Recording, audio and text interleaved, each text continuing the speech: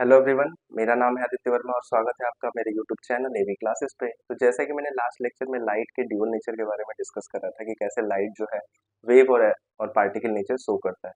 Wave nature के basis पे हमने इंटरफेरेंस, डिफ्लेक्शन और पोलराइजेशन जैसे फिनोमेना को एक्सप्लेन किया।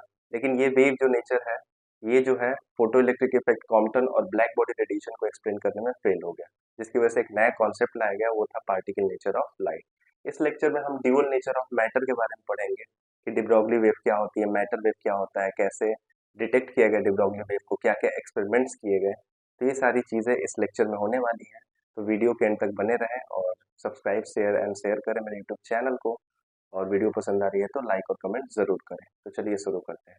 देखो, लाइट जो है एक इलेक्ट्रोमैग्नेटिक वेव है और बाद में ये पाया गया कि लाइट जो है छोटे छोटे पार्टिकल से मिलकर बना होता है, जिसको फोटोन या क्वांटा कहते हैं, जिसकी वजह से ये एक रेडिएशन है, जिसकी वजह से लाइट को एक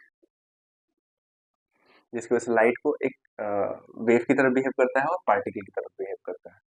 तो डिब्रॉगली ने ये सोचा कि अगर इस फोटोन की जगह पे क्या है, अगर एक इलेक्ट्रॉन होगा, तो इस अगर वो इलेक्ट्रॉन भी मूव कर रहा है तो उससे एसोसिएटेड भी एक वेव होनी चाहिए। इसको कहा गया डिब्रॉगली वेव। लेकिन ये डिब्रॉगली सोचा कैसे? तो डिब्रॉगली ने नेचर की सिमेट्री को यूज किया कि रेडिएशन और मैटर जो है एक दूसरे से सिमेट्री होते हैं। अगर रेडिएशन जो फिनोमेना जो नेचर शो कर रहा है वही नेचर एक मैटर भी शो करेगा। लेकिन ये रेडिएशन और मैटर एक दूसरे के साथ सिमेट्री कैसे है, ये जो है ये कॉन्सेप्ट दिया हमारे आइंस्टाइन ने एक थियरी पब्लिश किया था जिसका नाम था स्पेशल थ्योरी ऑफ रिलेटिविटी। उसमें आइंस्टाइन ने एनर्जी और मास को इक्विवेलेंस बनाया by this relation, E equal to M C square. ठीक है, यहाँ पे ये हो गया एनर्जी, ये हो गया आपका मास। एनर्जी का मतलब क्या है? रेडिएशन। और मास का क्या मतलब है? मैटर। मतलब ये हुआ कि मास को एनर्जी में कन्वर्ट किया जा सकता है। मतलब कुछ मास को आप डिस्ट्रॉय कर दोगे कंप्लीटली तो वो एनर्जी में कन्वर्ट हो जाता है, बहुत लार्ज अमाउंट में एनर्जी रिलीज होती है। जैसा कि आप सन में देखते हैं जहाँ पे न्यूक्लियर फ्यूजन होता है, एटम बम में देखते हैं, ठीक है, अलग अलग एक्सप्लोसिव मटेरियल्स होते हैं, वहां पे आप देखते हैं। तो ये चीजें होती हैं। मतलब रेडिएशन और मैटर एक दूसरे के साथ सिमेट्री है। तो अभी तक लाइट जो हम कंसिडर कर रहे थे वो एक रेडिएशन था जो कि ड्यूअल नेचर शो कर रहा था, वेव और पार्टिकल। वैसे ही de Broglie ने सोचा कि मैटर भी एक ड्यूअल नेचर शो करता है। अब देखो, ये मान लो ये एक फोटोन है जिससे एसोसिएटेड एक इलेक्ट्रोमैग्नेटिक वेव है। ठीक है, अब एक बात बताओ, इससे एसोसिएटेड जो इलेक्ट्रोमैग्नेटिक वेव है उसकी कुछ फ्रीक्वेंसी होगी नहीं। मान लो ये फोटोन है, इसका ये जो फोटोन है इसका मास है m और ये c वेलोसिटी के साथ मूव कर रहा है। तो वेव नेचर के बेसिस पे वेव नेचर के बेसिस पे जो एनर्जी होगी इस वेव की वो कितनी होगी? H new. और पार्टिकल नेचर के बेसिस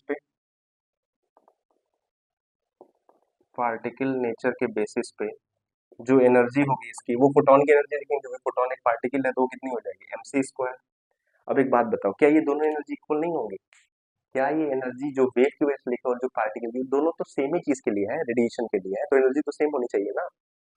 ठीक है, तो यहाँ से क्या हो जाएगा? एच न्यू किसके बराबर हो गया? एम सी स्क्वायर के।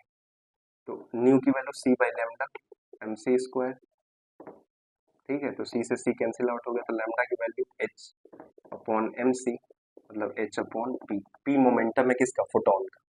तो डिब्रोगली ने ये सोचा कि जो ये वेवलेंथ है जो कि इस रेडिएशन से एसोसिएटेड है, वही वेवलेंथ, इसी फॉर्मेट का वेवलेंथ जो है किससे एसोसिएटेड होगा? डिब्रोगली वेवलेंथ से। तो यहाँ पे एक कॉन्सेप्ट ले लो कि एक हमारे पास इलेक्ट्रॉन है तो उससे जो वेव एसोसिएटेड होगा, मान लो इस इलेक्ट्रॉन का जो मास है वो m है और ये v वेलोसिटी के साथ मूव कर रहा है, तो इससे जो ये डिब्रोगली वेव होगी, ये है आपका मैटर। ये कंडीशन है किसके लिए? मैटर के लिए। और ये किसके लिए है कंडीशन? रेडिएशन के लिए। तो डिब्रोगली ने ये कहा कि इससे एसोसिएटेड भी एक डिब्रोगली वेव होगा और उसका जो वेवलेंथ होगा वो इसी फॉर्मेट में दिया जाएगा, lambda is equal to H upon P. जहाँ पे जो p होगा मोमेंटम होगा किसका? इस इलेक्ट्रॉन का मोमेंटम, मास इनटू वेलोसिटी।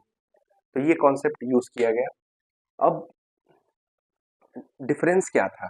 यहाँ पे जो वेव प्रोड्यूस हो रही है और यहाँ पे जो एसोसिएटेड वेव, उनमें कुछ डिफरेंस तो होगा ना। यहाँ पे फोटोन से एसोसिएटेड एक वेव है, इलेक्ट्रोमैग्नेटिक वेव। और यहाँ से इलेक्ट्रॉन से एसोसिएटेड एक वेव है जिसको डी ब्रॉगली वेव कहा गया। तो डिफरेंस ये था कि ये जो वेव है रेडिएशन वाला, ये जो इलेक्ट्रोमैग्नेटिक वेव है ये एक्सेलरेटेड चार्ज पार्टिकल से प्रोड्यूस होता है। लेकिन यहाँ पे जरूरी नहीं है कि इस पे जो चार्ज होना ही चाहिए, चार्ज नहीं भी हो फिर भी ये डी ब्रॉगली वेव इसके साथ एसोसिएट होगा। ये बेसिक सा डिफरेंस था। अब हम देखते हैं कि ये वेवलेंथ इस इलेक्ट्रॉन के लिए वैल्यूज होगी कितनी।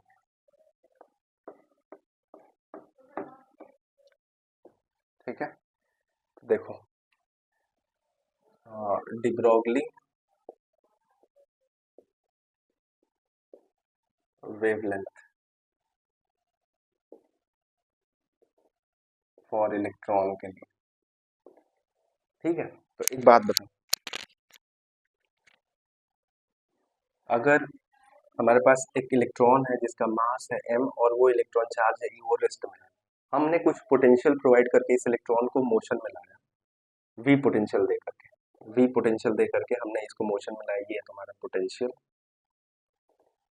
और जैसे ये मोशन में आया तो इसकी वेलोसिटी हो गई v, तो जो काइनेटिक एनर्जी होगा वो कितना होगा, हाफ mv²। और ये काइनेटिक एनर्जी किसकी वजह से प्रोड्यूस हुआ है, इस वोल्टेज की वजह से, और इस वोल्टेज की वजह से वर्क कितना होगा, ईवी। ठीक है, और काइनेटिक एनर्जी होगा किसके इक्वल, p²/2 है, p इज द मोमेंटम। तो p की वैल्यू किसके बराबर होगी, √2m k, which is equal to √2m, और k की वैल्यू कितनी है, ईवी। आई बात समझ में, k की वैल्यू है ईवी। अब एक चीज देखो, हमारे पास मोमेंटम है इस इलेक्ट्रॉन, एक बात बताओ, इलेक्ट्रॉन जब रेस्ट में था तो कोई उसके साथ डी ब्रॉगली वेव एसोसिएटेड नहीं था, लेकिन जैसे ही वो इलेक्ट्रॉन जो है मोशन में आया पोटेंशियल की वजह से, वेलोसिटी v जब अटेन किया तो उसके पास कुछ मोमेंटम है, और मोमेंटम है तो इससे एसोसिएटेड एक वेव भी आएगी। जब ये मोशन में है तो इससे एसोसिएटेड वेव होगी जिसका वेवलेंथ मान लो लैम्डा है, तो लैम्डा की वैल्यू किसके बराबर हो जाएगी, h/p, जो कि किसके बराबर हो जाएगा, h/p, p की वैल्यू कितनी है, √2m ev। जब इसकी वैल्यूज यहाँ पे पुट करोगे तो ये करीब आता है 12.3/√v एंगस्ट्रॉम, और v यहाँ पे जो जनरली हम यूज किए थे वो था 120 वोल्ट, तो ये करीब आ जाता है कितना, 0.112 एंगस्ट्रॉम। आई बात समझ। अब एक चीज डी ब्रॉगली ने नोटिस किया कि ये जो वेवलेंथ है, ये वेवलेंथ जो है, जो क्रिस्टल्स होते हैं, क्रिस्टल जो होते हैं उनका जो प्लेन्स होता है, प्लेन के बीच का डिस्टेंस है ये। अब क्रिस्टल क्या होता है, क्रिस्टल ये भी देख लो यहाँ पे, क्रिस्टल क्रिस्टल या क्रिस्टलाइन मटेरियल ऐसा मटेरियल होता है जिसमें एटम्स जो है रेगुलरली अरेंज होते हैं एक डेफिनेट ऑर्डर में, मतलब एटम के बीच का डिस्टेंस सेम रहता है, एक फिक्स पैटर्न वो अरेंज होता है, जैसे इस फॉर्म में है, यहाँ पे एक एटम है, यहाँ पे एक एटम है, ये एटम हो गया, और ये जो डी है ना, इनके बीच का डिस्टेंस होता है, इसको ब्रैग्स प्लेन कहते हैं इन दोनों को, और इनके बीच का ये डिस्टेंस होता है। तो देखा गया है कि ये जो डिस्टेंस है ना, ये ऑलमोस्ट इतना ही आता है, इतना ही होता है। इसका मतलब क्या हुआ कि कहीं ना कहीं हम डी ब्रॉगली वेव को क्रिस्टल के हेल्प से डिटेक्ट कर सकते हैं। तो एक आइडिया मिल गया ना साइंटिस्टों को कि भाई डी ब्रॉगली वेव को डिटेक्ट करना है तो क्रिस्टल का कुछ कॉन्सेप्ट यूज करो, क्रिस्टल पे कुछ ऐसा करो कि डी ब्रॉगली वेव डिटेक्ट किया जा सके। तो फिर आगे चल के एक एक्सपेरिमेंट परफॉर्म हुआ जिसका नाम था डेविसन एंड जर्मर एक्सपेरिमेंट। दो साइंटिस्ट थे, एक एक्सपेरिमेंटल डेमोन्स्ट्रेशन किया गया। देखो एक्सपेरिमेंट क्या था, डेविसन एंड जर्मर जो है 1927 में एक एक्सपेरिमेंट परफॉर्म किया। ठीक है, इसमें इन्होंने क्या किया कि सपोज करो हमारे पास ऐसे क्रिस्टल है, क्रिस्टल के दो प्लेन कंसिडर हुए, और बेसिकली उन्होंने क्या किया, इलेक्ट्रॉन स्कैटरिंग कराई। ये एक निकल क्रिस्टल था, निकल क्रिस्टल, और निकल क्रिस्टल के लिए जो डी होता है करीब 0.914 एंगस्ट्रॉम होता है, ये वैल्यू ध्यान रखना। हुआ क्या कि इलेक्ट्रॉन की इस पे इंसिडेंट हुआ। अब इलेक्ट्रॉन कहाँ से लाया गया, इलेक्ट्रॉन को ना हॉट फिलामेंट से इलेक्ट्रॉन प्रोड्यूस होता है, किसी फिलामेंट को हीट करके उससे इलेक्ट्रॉन एमिट आउट होता है, उस इलेक्ट्रॉन को पोटेंशियल अप्लाई करके उसको एक्सेलरेट कराया गया, उस एक्सेलरेटेड इलेक्ट्रॉन के बीम को इंसिडेंट कराया गया इस क्रिस्टल पे। तो जैसे ही वो इंसिडेंट हुआ ये अलग अलग डायरेक्शन में स्कैटर्ड आउट हो गया। तो हम जनरली दो बीम कंसिडर करते हैं, अलग अलग डायरेक्शन में स्कैटर्ड आउट हो गया, इसको कहते हैं हम ग्लांसिंग एंगल थीटा था, और कितने, इसको कहते हैं स्कैटरिंग एंगल, कितने एंगल पे वो स्कैटर्ड हो गया। ठीक है, ये था हमारा डी डिस्टेंस। और इधर एक डिटेक्टर रखा गया था। इस डिटेक्टर का काम ये था ना, ये डिटेक्टर, एक बात बताओ, इलेक्ट्रॉन हर डायरेक्शन में स्कैटर्ड होगा, तो इलेक्ट्रॉन की, स्कैटर्ड इलेक्ट्रॉन की इंटेंसिटी को किसके रेस्पेक्ट में, इस फाई के रेस्पेक्ट में मेजर करने का काम था इस डिटेक्टर का, कि अलग अलग डायरेक्शन में जो इलेक्ट्रॉन स्कैटर्ड हो रहे हैं उसकी इंटेंसिटी क्या हो रही है, उसका ग्राफ दिखाया गया। ठीक है, तो जो हम अप्लाइड पोटेंशियल लगाए थे इलेक्ट्रॉन को स्कैटर कराने के लिए, वो करीब 45 वोल्ट 48 वोल्ट से, करीब 48 वोल्ट से 65 वोल्ट तक वेरी कराया गया।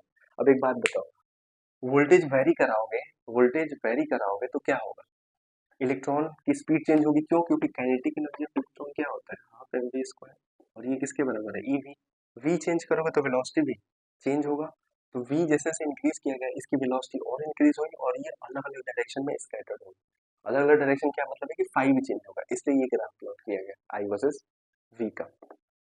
अब एक चीज देखो, ये लाइट ऐसे आई और स्कैटर्ड हो गई, तो देखा क्या गया ना, देखा ये गया कि जनरली जो ग्राफ में मिल रहे थे, मतलब जब पोटेंशियल जब 48 वोल्ट हो रहा है, 49 वोल्ट हो रहा है, तो जनरली जो ग्राफ है वो कुछ इस तरीके से मिल रहा है, ये इंटेंसिटी और ये पोटेंशियल, ठीक है, इस तरीके से मिल रहे थे।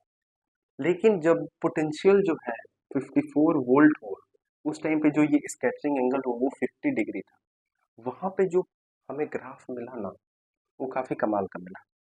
वहां पे जो ग्राफ मिला वो कुछ इस तरीके से मिला, इस तरीके से, बिल्कुल ही शार्प, और ये था आपका फाई। मतलब ये हुआ कि हमें जो इंटेंसिटी मिल रही है वो पीक मिल रही है, वो मैक्सिमम मिल रही है, और मैक्सिमम कब मिलेगी, जब ये स्कैटर्ड इलेक्ट्रॉन है, इनका कंस्ट्रक्टिव इंटरफेरेंस हो। तो इंटरफेरेंस, कंस्ट्रक्टिव इंटरफेरेंस कब होता है, जब पाथ डिफरेंस लैम्डा के बराबर होता है। पहला कंस्ट्रक्टिव इंटरफेरेंस कब होगा, जब पाथ डिफरेंस इन दोनों वेव के बीच का लैम्डा के बराबर हो। तो इन दोनों वेव के बीच के पाथ डिफरेंस कैलकुलेट कर लेते हैं, तो यहाँ से दो परपेंडिकुलर ड्रॉ कर लो, ये हो गया 90, ये हो गया 90। एक बात बताओ, ये थीटा है तो ये भी थीटा होगा, तो ये कितना हो जाएगा, डी साइन थीटा, ये डिस्टेंस, ये वाला डिस्टेंस, और ये डिस्टेंस भी कितना हो जाएगा, डी साइन थीटा। तो जो पाथ डिफरेंस आया, पाथ डिफरेंस आया, जो पाथ डिफरेंस आया वो आया 2d sine theta, D sine theta plus D sine theta, और ये फॉर मैक्सिमा, मैक्सिमा के लिए ये 2d साइन थीटा किसके बराबर होना चाहिए, लैम्डा। अब हमारे पास देखो d है हमारे पास, लेकिन थीटा नहीं है, थीटा कैलकुलेट करेंगे, ये थीटा है, ये भी थीटा होगा, तो यहाँ से ध्यान दो, यहाँ से theta plus phi plus theta 180 degree होगा, 2 theta plus phi is equal to 180 degree, तो थीटा की value 90 degree minus 1/2 into five, 90 degree minus, हमें इस कंडीशन के लिए निकला है ना, इसी कंडीशन पे मैक्सिमम मिला है ना, तो 1/2 इंटू फाइव, फाइव कितना होगा 50 डिग्री, तो ये करीब 65 डिग्री आ जाता, तो हमारे पास थीटा भी मिल गया, तो यहाँ पे कंडीशन लगा दो, 2 into 0.914 sine 65 degree equal to lambda, तो जो लैम्डा यहाँ से कैलकुलेट हुआ ना, वो करीब आया 1.65 एंगस्ट्रॉम, ये लैम्डा की वैल्यू है। ठीक है, ये क्या था, ये था एक्सपेरिमेंटल, ये क्या था एक्सपेरिमेंटल, ये था एक्सपेरिमेंटल वेवलेंथ जो है। अब हम जो फॉर्मूला यूज है डी ब्रॉगली का, उसका यूज कर लेते हैं थ्योरेटिकल। थ्योरेटिकल के लिए जो वेवलेंथ एसोसिएटेड होती है किसी वेव से, वो लैम्डा होती है, और लैम्डा की वैल्यू कितनी होती है, एच अपॉन पी, और इसी को आगे कितना लिखा गया 12.3 अपॉन रूट वी एंगस्ट्रॉम। अभी मैंने पीछे डिराइव करा था, ये जो लैम्डा होता है ये होता है 12.3 अपॉन रूट वी, वोल्टेज इसके लिए कितना था 54, तो रूट 54, ये करीब आता है 1.66 एंगस्ट्रॉम। ये बताओ तो क्या ये दोनों वैल्यूज, ये और ये ऑलमोस्ट सेम है कि नहीं है, इसका मतलब ये हुआ कि जो ये इलेक्ट्रॉन स्कैटर्ड हो रहा है, इससे एसोसिएटेड एक वेव हो रही है, एक वेव हमें मिल रही है। देखो ये जो कॉन्सेप्ट यूज किया है इंटरफेरेंस का, वो वेव में ही यूज होता है ना, मतलब ये हुआ कि जो स्कैटर्ड लाइट है, स्कैटर्ड इलेक्ट्रॉन है, उससे एसोसिएटेड एक वेव है, मतलब इलेक्ट्रॉन से एसोसिएटेड बेसिकली एक वेव होती है जिसको डी ब्रॉगली वेव कहते हैं। अब एक चीज़ ध्यान रखना कि ये जो वेव है, या तो पार्टिकल चार्ज हो उसके साथ भी होगा, या चार्ज नहीं हो फिर भी होगा। इसका मतलब ये हुआ कि वो एक मैटर वेव, इसलिए डी ब्रॉगली वेव को मैटर वेव भी कहा जाता है। तो ये एक्सपेरिमेंटल वेरिफिकेशन हो गया यहाँ पर सही से कि वेवलेंथ दोनों की सेम आ रही है, तो डी ब्रॉगली वेव का एग्जिस्टेंस मिल गया हमें। और 1929 में डी ब्रॉगली को इसके लिए नोबेल प्राइज दिया गया। तो ये सारी चीज़ें थी। जिस तरीके से लाइट के पास ड्यूअल नेचर होता है, वैसे ही मैटर के पास भी ड्यूअल नेचर होता है, बस कंडीशन ये होना चाहिए कि वो मैटर मूव होना चाहिए। ठीक है, तो आई होप वीडियो अच्छा लगा हो, और वीडियो अच्छा लग रहा है तो लाइक और कमेंट ज़रूर करिए। ठीक है, थैंक यू।